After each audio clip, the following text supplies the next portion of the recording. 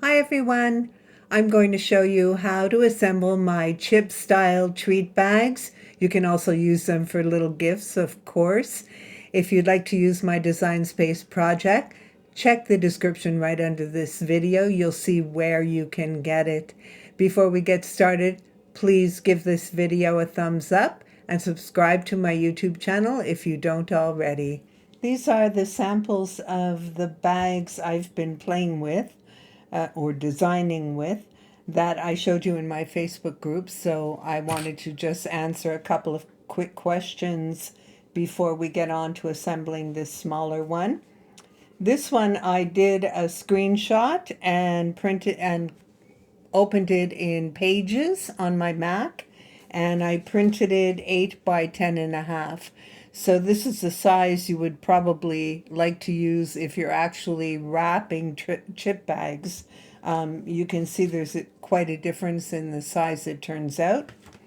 But I'm going to be using them for small amounts of candy, like maybe little chocolate hearts or some jelly beans, different things like that. And I prefer to use smaller packages and put several in a large gift bag for my grandchildren. So I hope that answers your question. If you're not sure how to do this larger, ask in the comments below this video and I'm sure I can help you out, or anybody who sees your question will be able to help you out. We'll just move that out of the way. And also I was asked what kind of paper I'm using. This is, I purchased on Amazon, but Amazon Canada. I'm sure you can get it in the US also. It's 30 pound. So regular copy paper is 20 pound, laser copy paper is 24, and this is 30. So you can tell that it's a little thicker than those other papers, but still not super thick. It does say thin paper. It's 8.5 by 11 and you get 50 sheets. And on Amazon Canada, I'm trying to remember what I paid for it. I think it was about $16 and 50 sheets. So that's pretty good if you plan on making these chip bags for a lot of people. So that one's good to use. Or I'm sure you can find 30 pound high gloss of something else on wherever you're looking. This one was my sample that I made when I didn't have my glossy paper yet. So I took laser copy paper and put a laminate sheet, a Cricut laminate sheet over it, just to see how it would turn out. It turns out pretty good, but it is really stiff because it's double layers. So it wouldn't be as pliable as using the glossy paper 30 pound. But it does work. So if you're stuck, you can definitely do that. If you have laminate and you have laser copy paper, you'll still get that shine. Even regular copy paper, I'm sure you'd still get that shine. But this is the size I wanted to use. Also, I wanted to mention when you do this, I scored it on my scoreboard. I looked at ordering a crimper tool on Amazon, but it wouldn't arrive until after February 1st. I think it was around the 8th, which is kind of short notice to post this project for you guys. So instead, I just took out my scoreboard and a bone folder and I just scored the lines in it. And it works too. So if you're doing this large one, you would need to get these edges. You would need pinking shears to cut those edges if you have them, or fancy scissors that do different cuts would be cute also. So if you're going to make the larger ones, you might want to keep that in mind. So we're just going to assemble this one. It's super easy to do. So you're just going to take your graphic and I'm going to line it up so that one point is meeting the other point. And I'm going to put it down and I'm just going to flatten the top and the bottom. I'm not going to flatten all the way down because I want it to keep that roundish shape. So I'm just going to flatten at the top and flatten at the bottom. Do the same on this side. Doing that just makes it a little bit easier to glue. I'm going to do that. And best to use is double-sided tape. Works best.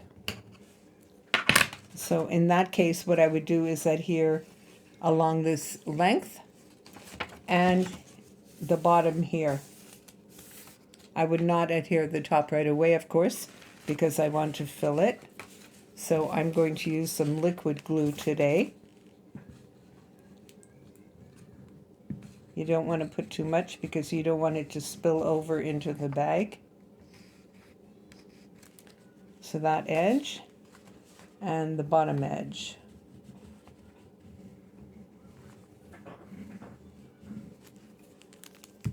There we go. And we're just going to fold it down again, and I'm going to line it up.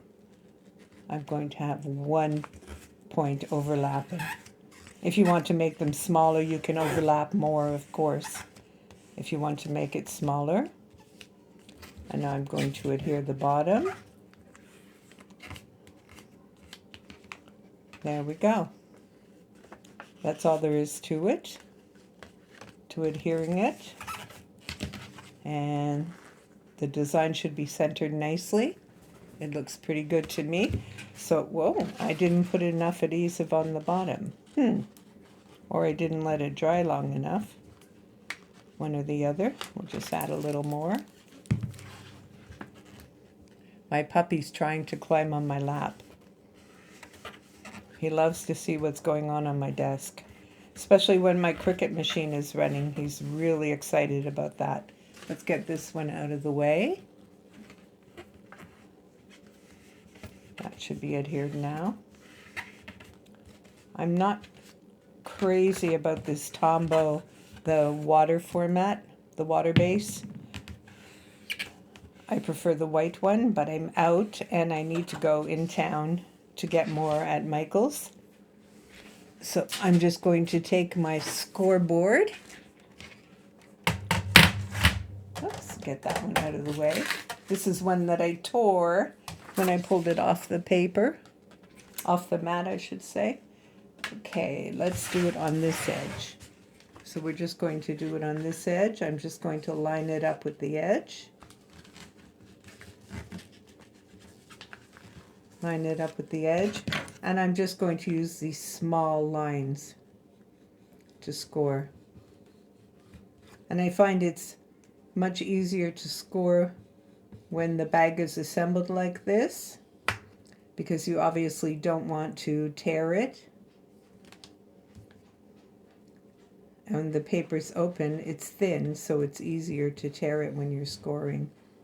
So we just continue like this on both ends. Don't press too hard, it's not necessary. It will score on both sides. I hope you can see that. It will score on both sides, even though it's already folded. It works perfectly. Okay, so we'll put this away. And that's all there is to it. So all you need to do now is fill it and then adhere the top of the bag closed, and you're done. I would score like that on both ends, of course, but we don't need to make this video too long, and that's all there is to it. Super easy to do. I hope you're going to make some. Please post pictures in my Facebook group if you do. I would love to see how they turn out. And you can go ahead and change anything you want to on it. If you want to change the graphics, just unflatten it in Design Space, change your graphics, select all together and flatten it again, and it will be perfect. Thank you for watching.